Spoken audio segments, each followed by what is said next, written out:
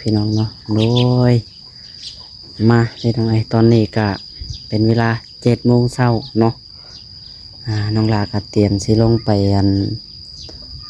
เบิ่งทางพออีกเทื่อพี่น้องน้องลาหากลับมาวางอ่5 โมงนี่พี่น้องเนาะ4 โมงแล้ว5 โมงนี่แหละกลับมานึ่งข้าวพี่น้องแล้วก็สิเอาข้าวลงไปเบิ่งลงไปเยี่ยมทางพอเนาะเอาข้าวเอาน้ำลงไปกินอยู่ห้องหมอพี่น้องตอนนี้ก็จักเป็นอะไรเพิ่นจะกลับมาหรือว่าจังใดเนาะเอาจังใดก็ได้ทักทายสบายดีแม่ FC เบิดสุขสู่คนพี่น้องพบพ่อกับทานน้องหลายคือเก่าเนาะมาพ่อกันในมื้อนี้พี่น้องเดี๋ยวไปเบิ่งก่อนทางงานน้องลั่นเพิ่นพี่น้องเนาะกับลังงานปิ้งข้าวเนาะทางแม่โทรมาบอกว่าปิ้งข้าวลงไปให้ในเด้อเพิ่นว่าเนาะปิ้งข้าวใส่เกลือ เอาสบายดีน้องลั่นสบายดี เสียงน้องลาเปลี่ยนในเด้อพี่น้องเนาะมื้อนี้ได้เสียงรอว่าซั่น นอนบ่ได้นอนเบิดคืนนี่พี่น้อง พ่อบอกว่า พอแล้วสุกละกลับมาหนึ่งเขาพี่น้องแล้วก็ปิ้งเขาลงไปทั้งพอเห็นว่าในเนาะถ่ายเบิดอันนี้พี่น้องเห็นFCเพิ่นถามมาอยู่ทั้งพอมันเป็นจังได๋ความดันขึ้นบ่เพิ่นว่าบ่แม่นพี่น้องบ่แม่นเนาะคือเพิ่นกินตามบักหุ่งแหละเจ็บท้องว่าซั่นเนาะว่าขออนุญาตพี่น้องถ่ายบ่หยุดเลยเนาะ2-3 นาทีเข่า2-3 นาทีเข่าเทื่อ1 นาทีเข่าห้องน้ำนะพี่น้องเขาอยู่ตลอดแล้วเมื่อยไปเลยเฮาแบบถ่ายตลอดนั่นแหละพี่น้องตอนนี้ก็ยักเป็นจังใดเนาะเดี๋ยวต้องได้สิลงอัปเดตอาการให้ FC ฟังแล้วก็เบิ่งน้ำกันพี่น้องตอนนี้ก็ยังอยู่เฮือนอยู่น้องละก็ได้มา1 ข้าว 1 น้ำพี่น้องเตรียมจะเอาข้าวลงไปหันเพิ่นว่าเช้าแล้วก็บ่กินแต่กลับมากินอยู่เฮือนเอาลงไปเพื่อก่อนสุกละปะอาศัยรีบเข่าเด้ออันนี้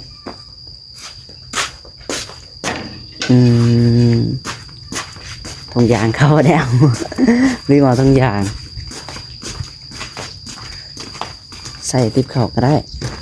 มันนี่รถไหนอยู่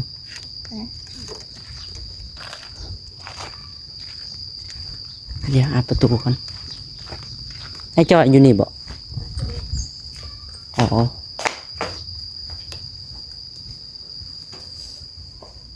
หมดนอนไอ้จอยพี่น้องหมดนี้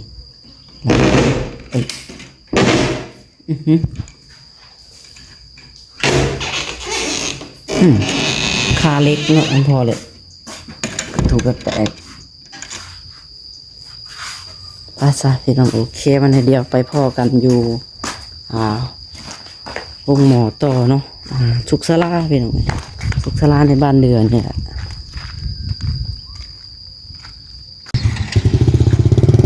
พี่น้องเนาะโอ้ยขอโทษขออภัยหลายพี่น้อง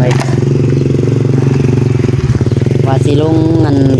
ไปเบิ้งจะเพิ่นอยู่ห้องหมอเนาะมาแล้วว่าเห็นปีนกลับมาพี่น้อง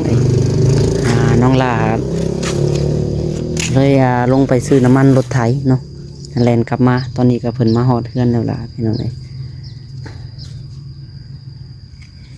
เดี๋ยวเขามาถามเบิ่งก่อนเด็กจังหน่อยพี่น้องเนาะ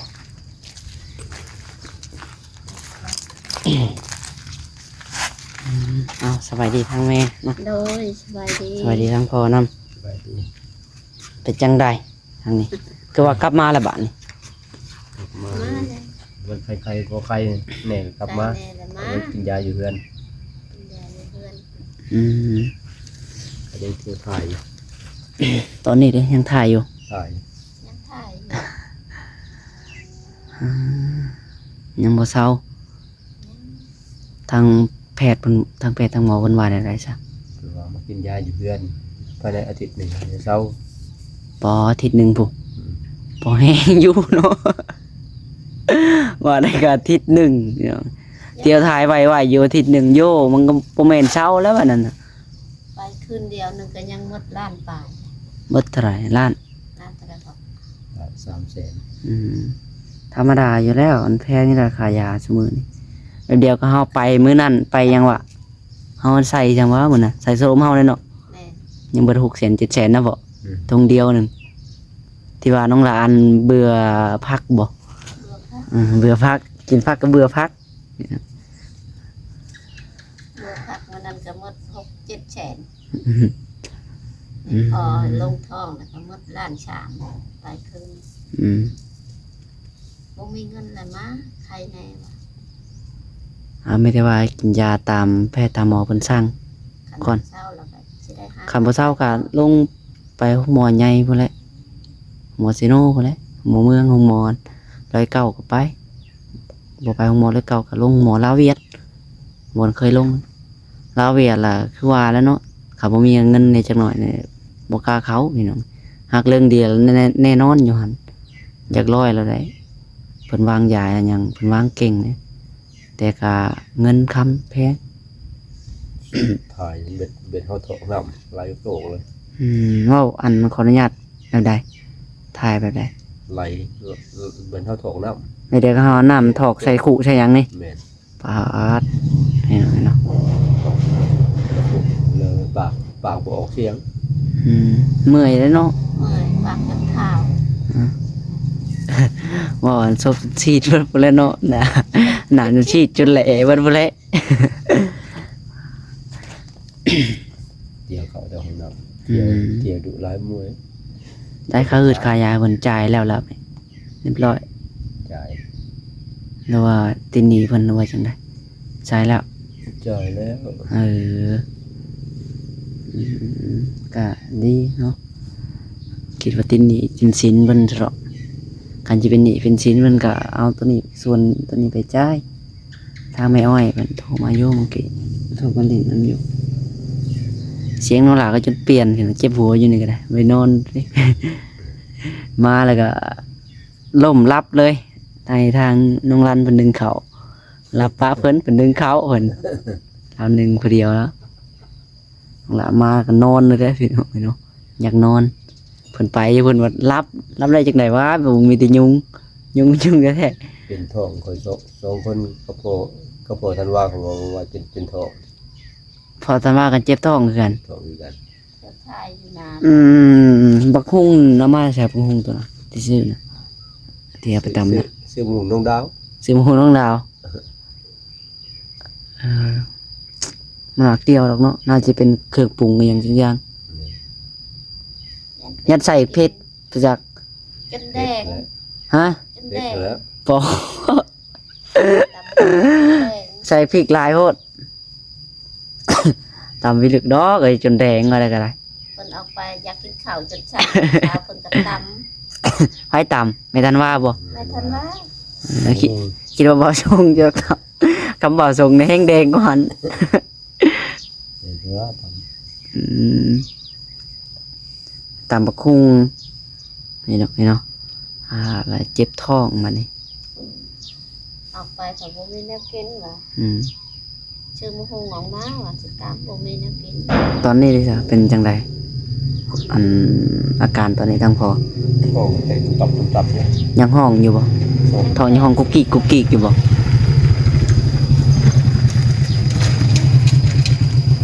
มันสิมีจะทางเบิ่งพี่น้องเอ้ยหาสีเศร้าอยู่บ่ย่างถั่ว ตัวน้อยก็มีกุญแจ ซื้อกระแจ เอาไว้ชื่อมันหรอก20,000 เอ ก็มี อ 20,000 น้ำมันน้องดาวได้เอาให้น้องเพิ่นอยู่บ่ หายแล้ว ค่าน้ำมันเอาให้แล้ว เลย เพิ่นก็สิไปหน้าแล้วเนาะปัน ยัง ยังบ่ เนี่ย ทางอยู่ ทางพ่อก็จะขี่ไปน้ำเพิ่นบ่ อืม ขี่ตัวท้าย เอาไปนอนอยู่หน้าแล้ว สิออกไปหน้า มันเย็น ออกไปหวานได้หวานบ่แม่กล้ามื้อนี้ บ้านได้ น้ำมันก็ซื้อมาแล้วพี่น้อง ไทยนะ น้องหลาก็สิออกคือกันหลายสามมื้อนี้เนาะ หยุดก้อนเห็ดงานกัน หยุดก่อนก็ได้ เดี๋ยว เนี่ พอย นะ เฮ็ดบ่ได้ เออ อันเจ้าวันกล้ามื้ออื่นน่ะเฮ็ดเตี้ย นี่มาเลียนะนี่เจ้าหลง มันจะเหม็น เมียนไว้ได้ลูกอันนั้นน่ะ เจ้าหลงให้ออกไปเจ้าหลงอย่าเพิ่งมาสอนนะตัว เอาพี่น้องเอ้ยตอนนี้ก็ยังแบบรู้สึกเมื่อยๆเพลียๆแล้วเนาะพ่อ แม่ มันเฮาถ่ายกระดอเด้ เอ้ย โอ้ยตายมา อื คื ม น เบิดคืน เดี๋ยวเขาไหวอยู่เขาห้องน้ บ่หลอกก็ได้โถตัวนี้ฟู้บ่เต็งอยากหลอกประตูดังหนาฟูตัวนี้มันเป็น ได้ มัน ข่อยได้นี่ แม่นบ่ เคยลองดูได้เฉย คิดว่าซื้อไม้ข่อยใช่หรอก เคยลองดูสิได้ จักเตือนเพิ่น มันสิหลอกเพื่อนเพิ่นบ่ไฟลั่นได้บ่เอ้ยไฟลั่นมันเปิดบ่ขึ้นเลยจักเป็นหยัง ก็เห็น กดแล้วกดก็ลั่นลงกดก็ลั่นลง มันมีบอลสอดมีบอลมัดนะฮะ ำมีบนมัดแล้ว อ่า ออกทอที่ละซ้ายมั้ง ฮะเฮือนลงถั่วเฮาก็งับเลยเด้แล้วงับก็ยังเปิดก็ยังลั่นคือเก่าเฮางับลงแล้วได้แต่ว่าเนิ่มบ่ถอยได้ แห้งๆเลยก็เบิ้ง ว่าเนาะจะให้เบิ่งให้มันถอยบ่เบิ่ง อืม เบิ่งนํกันเพราะไปซื้อปลาตู้เย็นเนาะพอแห้งแล้วน้ำตู้เย็นบ่ได้กินน้ำเย็นแล้วหายน้ำเต็มตู้อยู่เดี๋ยวเฮาเบิ่งแล้วเมื่อกี้เบิ่งไปเบิ่งอยู่พุ่นก็บ่จักในเบิ่ง เขียดแห้งแม่เอาน้ เอาไปแล้วแหละเฮาบ่ได้กิน ปัก ำ นี่ ล้างให้พ่อกิน ปักตัวห้องนอนจ่อยเลยถอดออกละ ตอดแล้ว อยากกินมั้ง มันบ่ได้งับขึ้นมันลั่นลงแก็บอยู่ มันตัดลง มันมีบอลซอด นี่คือบอลมัน อืม ไปนัดกัน มันมีบอลซอดพี่น้องนี่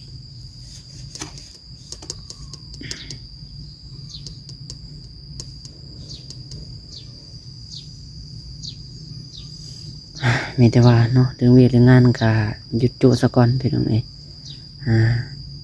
ตอนนี้ก็ฟังเบิ่งทางพอก่อนเนาะน้องหลาว่าสิได้ลงไปอันนี้อยู่ห้องหมอพี่น้องเนาะ เมื่อไรพอเห็นจะเพิ่นกลับมาโอ้ยกลางทางแล้วอะน้องหลาแล่นลงไปซื้อน้ำมันเลยซื้อน้ำมันอยู่บ้านเดือกลับมาแบบนี้ตอนนี้ก็ยังเพลียๆอยู่แล้วเนาะถ้าน้องดาวมาหับเอาอยู่นี่บ่หรือว่าจังใดหรือว่ายังไปหาเพิ่นอยู่เฮือน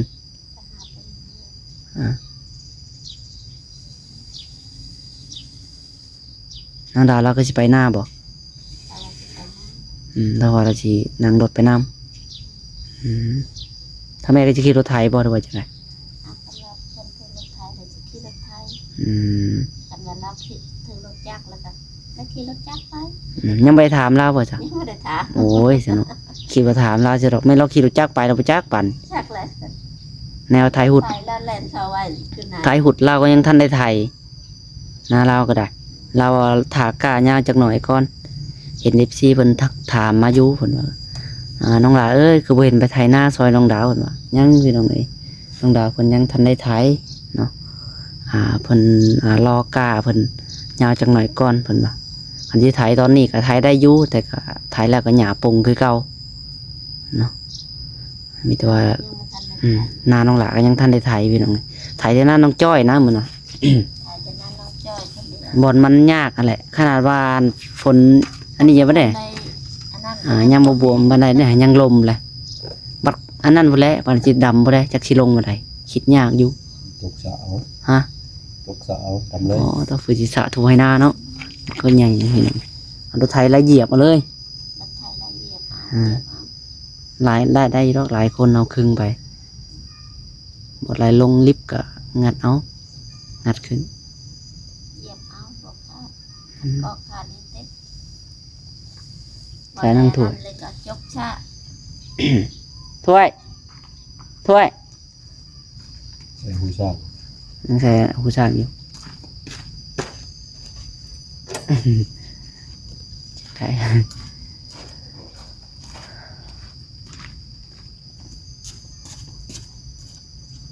เสียพี่น้อยเนาะมันนิดเดียวน้องละชวนน้องถอยเพิ่นไปเบิ่งไฟก่อนตัวมันยังใส่กระจายเฮือนเพิ่นบ่ ไม่แต่ว่าอันคล้ายๆแน่เลยล่ะพี่น้องไอ้เนาะแต่ก็ยังเที่ยวถ่ายอยู่เนาะ ยังบ่หยุด ยังบ่หยุดถ่ายน่ะ ยังได้เข้าตลอดอยู่ จักที คือว่าสิไปหน้าซะ เราอยากไปแล้ว ไปถ่ายไสห้องน้ำก็มีอยู่นะ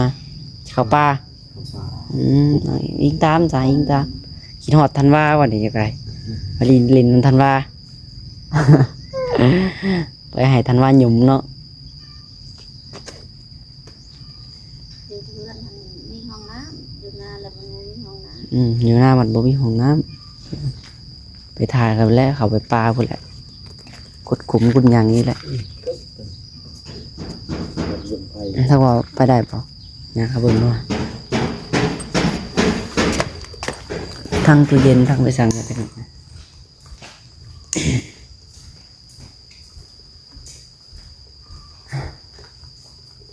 นี่ตัวนี้ก็หลั่นลงนี่เขางับลงตัวนี้ลองถอดดูตัวนี้ทันได้ถอดตัวนะ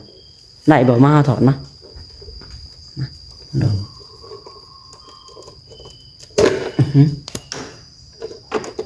นะตัวนี้มัดจะนี่ฮะมันบ่อยู่นะพ่อได้ละนี่ตัวนี้มัดจากโน่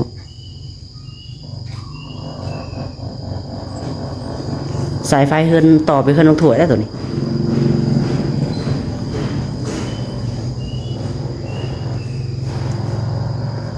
สาวพี่น้องได้ละบัดนี้เนาะโอเค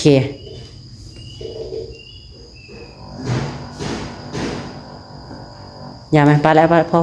แล้ว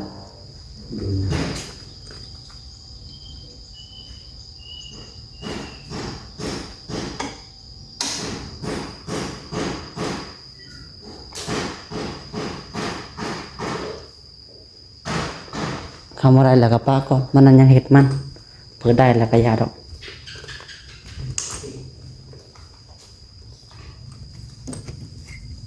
ให้เบิ่งน้องถอยทองกันใส่กันหูสร้างประตูเพื่อนกันก่อนพี่น้องไงบ่อยู่ก็ได้แล้วเนาะบ่มีคนอยู่เดี๋ยววันนั้นพวกนี้เขามาจัดเครื่องกองเสียพี่น้องไงใส่แล้วล่ะ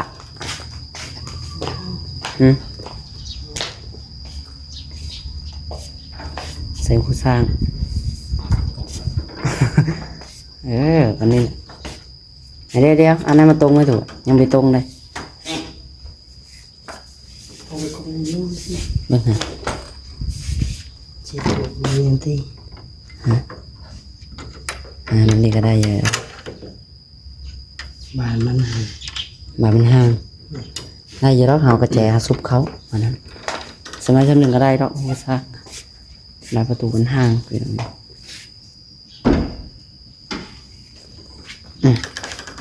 ตองเอาเลยป่ะ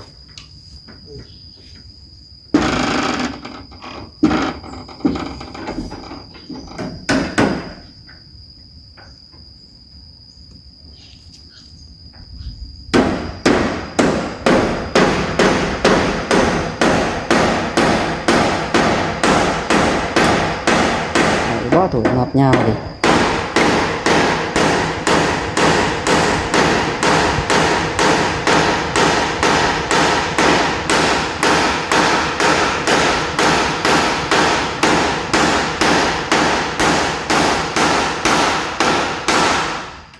นับยาวโพด มันบ่มีรสชาติอะไร ตะปูน้อยเอาอยู่ป่ะตะปูหกตะปูหา